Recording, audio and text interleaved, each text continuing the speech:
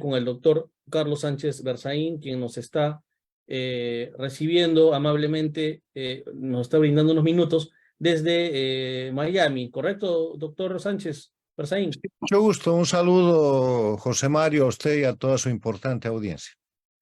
Gracias. Doctor, rápidamente, porque sé que usted tiene poco tiempo. 3 preguntas vinculadas a la Corte Interamericana de Derechos Humanos. Primera pregunta, voy a ser bastante directo.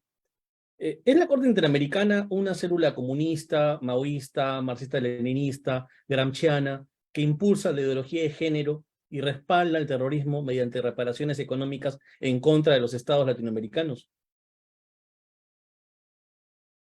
Mire, para hablar de la Corte Interamericana de los Derechos Humanos, primero hay que entender lo que es el Sistema Interamericano de Derechos Humanos.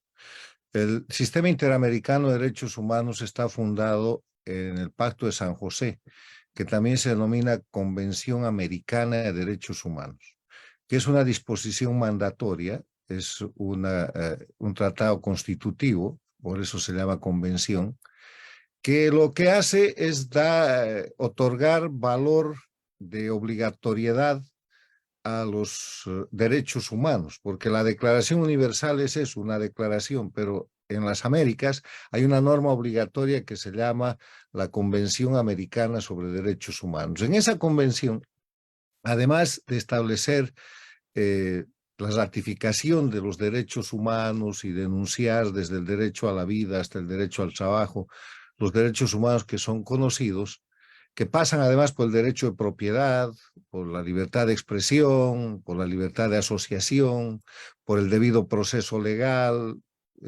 por la libertad de circulación, por el derecho de asilo, etcétera.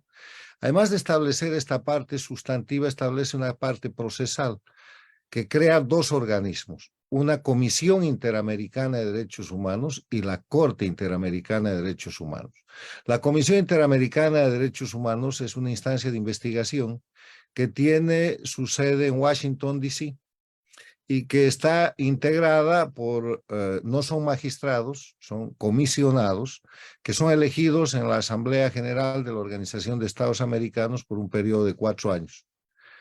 La Corte Interamericana de Derechos Humanos es un órgano jurisdiccional, eso quiere decir que administra justicia, que está basada en San José de Costa Rica y que está integrada por 7 miembros que son elegidos por un periodo de 6 años. Entonces, ese es el sistema interamericano y lo primero que hay que notar es que los funcionarios de la Comisión Interamericana y los jueces de la Corte Interamericana son elegidos políticamente, porque son elegidos por los representantes de los países en la Asamblea General de la Organización de Estados Americanos y los representantes, esos representan gobiernos. Entonces, dependiendo del momento histórico de qué se trate, hay tendencias en las Américas y las tendencias pueden llevar a elegir comisionados en la Comisión Interamericana o magistrados, jueces en la Corte Interamericana que responden a determinadas tendencias. Establecido esto, veamos lo que ha pasado en el siglo XXI. En el siglo XXI, a partir del momento en que Hugo Chávez llega a la presidencia de Venezuela en 1999, rescata la dictadura de Cuba y pone en marcha el proceso que en principio se llamó Movimiento Populista Bolivariano y que hoy día se conoce como socialismo del siglo XXI o castrochavismo.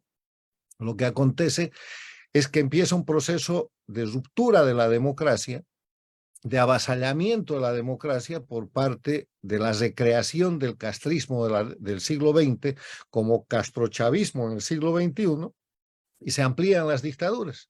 En vez de tener una dictadura que es la de Cuba en 1999, llega un momento en que tenemos 5: Venezuela, Bolivia, Nicaragua, Ecuador, más Cuba.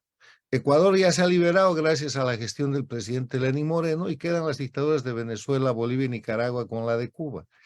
Pero además se han ampliado en su influencia a la creación de gobiernos paradictatoriales. ¿Qué es un gobierno paradictatorial? Es un gobierno que está elegido en democracia, en un sistema democrático, pero que debe su elección, su promoción, su sostenimiento, la llegada al poder, al sistema dictatorial. Y hay 5 gobiernos paradictatoriales. Está el gobierno de Fernández Kirchner en la Argentina, que ya cesa este fin de año. Está López Obrador en México, está Petro en Colombia, está Lula en el Brasil, intermitentemente en Chile Boric, digo intermitentemente porque censura a las dictaduras de Venezuela y de Nicaragua, pero no dice nada respecto a las de Cuba y de Bolivia. Y pasó por ahí el Perú con Castillo. Entonces, eso da poder, y ese poder fue mucho más fuerte en la primera década de este siglo, cuando Hugo Chávez se dedicó con el dinero venezolano a cooptar el voto de la mayoría de los países de la Organización de Estados Americanos, creando el Petrocaribe, con lo que agarró la votación completa de los países del Caribe y reclutando todos los países prácticamente de América Latina, de Sudamérica. Además de Venezuela, tenían ahí el Perú con diferentes presidentes, Bolivia con Evo Morales, en el Paraguay llegó el obispo Lugo, que era parte de esa, en el Uruguay estaba Pepe Mujica, en el Brasil estaba Lula y después Rousseff, tenían todo, y con esos votos eligieron jueces en la Corte Interamericana de Derechos Humanos y miembros de la Comisión Interamericana de Derechos Humanos altamente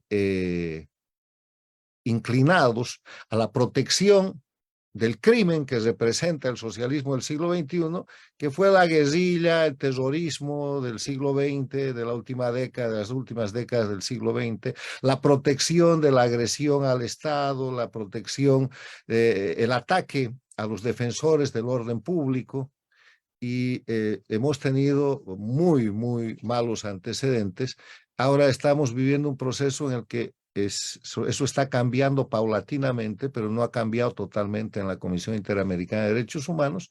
Y en la Corte Interamericana de Derechos Humanos se pueden ver fallos que están siendo señalados por países como el Perú, por parlamentarios del Brasil y de otros países, donde exacerbando el tema de los derechos humanos y manipulándolos desde el punto de vista de la protección o de la simpatía con lo que en su momento fueron y son aún movimientos terroristas, lo que es el brazo operativo del Foro de Sao Paulo, lo que han sido verdaderos criminales en la región, en diferentes países, sobre todo en el Perú, se dictan fallos que son repudiados en el marco de lo que es el análisis estricto de la aplicación del derecho.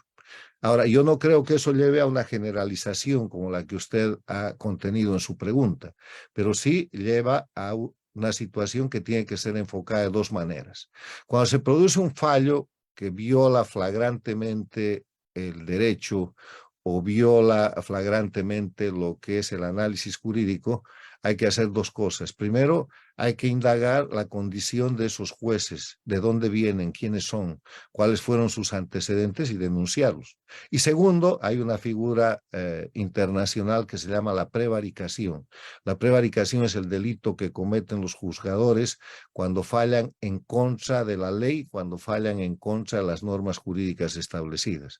Y la manera de atacar esos fallos es a través de esos dos mecanismos, pero de ninguna manera yo creo que sea el camino correcto el descalificar la institución, porque la Corte Interamericana de Derechos Humanos es una institución respetable y necesaria. Que tenga miembros y que esos miembros dicten fallos que representen actos acusados de prevaricación es otra cosa. Bien, por tanto, no podemos generalizar, hay que situar en el contexto histórico, como bien usted lo ha descrito. ¿Cuáles serían las consecuencias de salirnos de la competencia de la Corte? Usted ya explicó lo que es la comisión, ahora estamos hablando de la Corte, ¿no?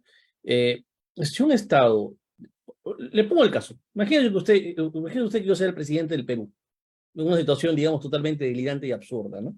Y yo lo llamo al doctor Sánchez Berzaín y le digo, doctor Sánchez Berzaín, me están insistiendo mi ministro de Justicia, la Defensoría del Pueblo, el Tribunal Constitucional, que debemos retirarnos de la Corte Interamericana. ¿Usted qué sugerencia me daría? Entiendo que usted es un ciudadano boliviano, no tiene injerencia en política peruana, pero yo como autoridad le hago la consulta.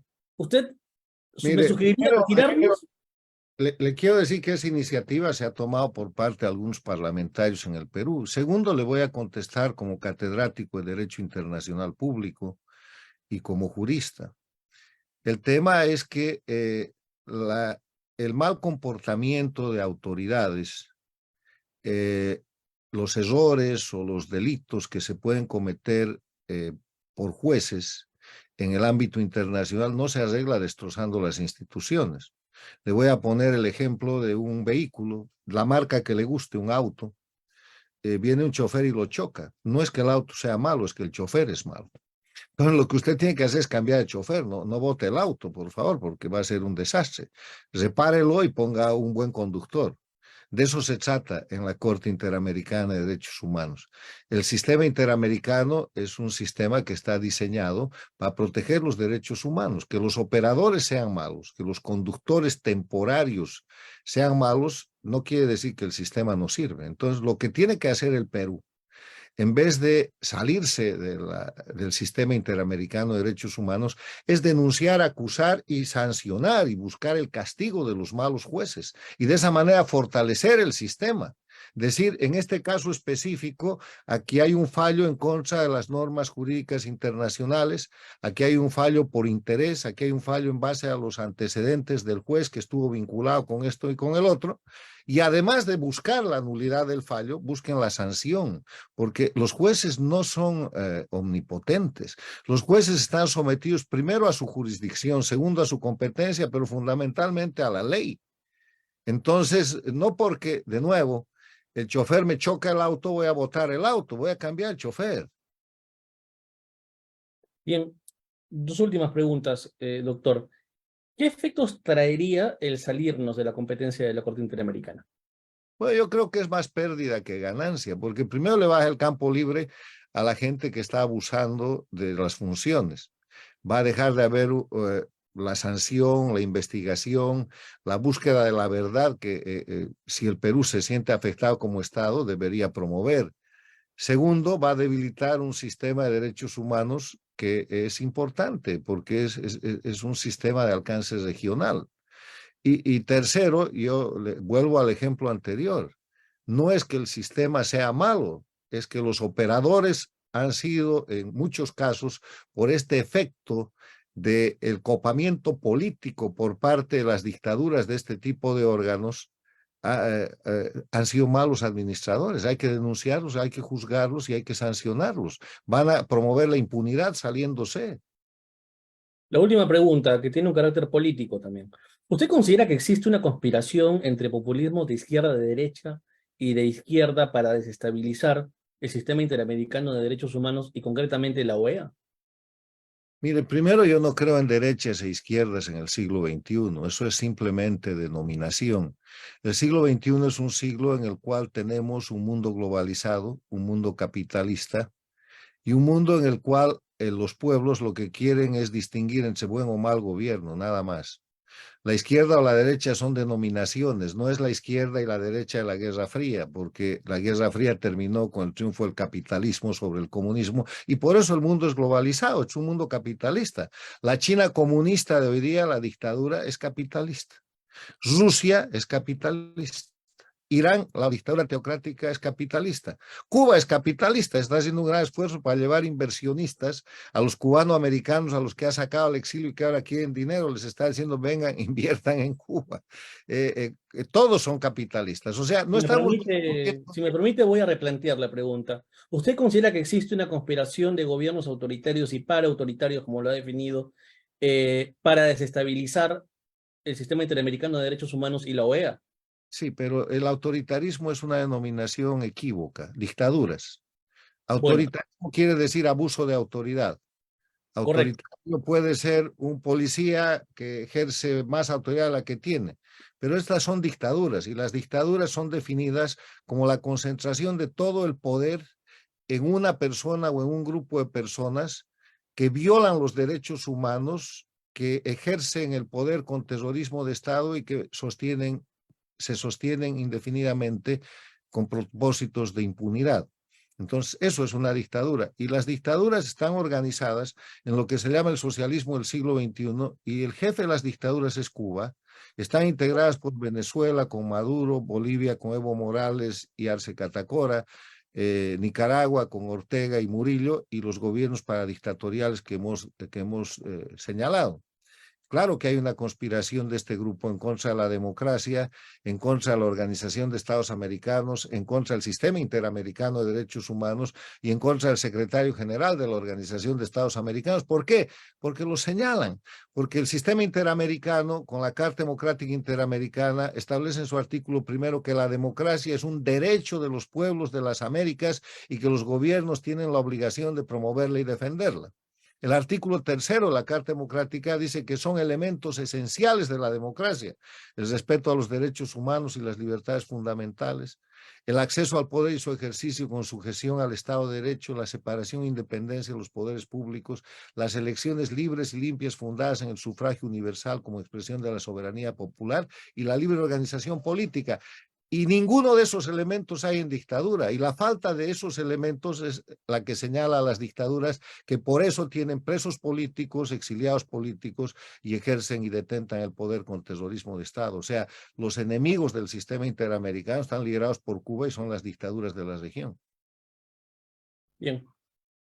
Doctor Sánchez Berzaín, le agradezco mucho por el tiempo que se ha tomado en atendernos.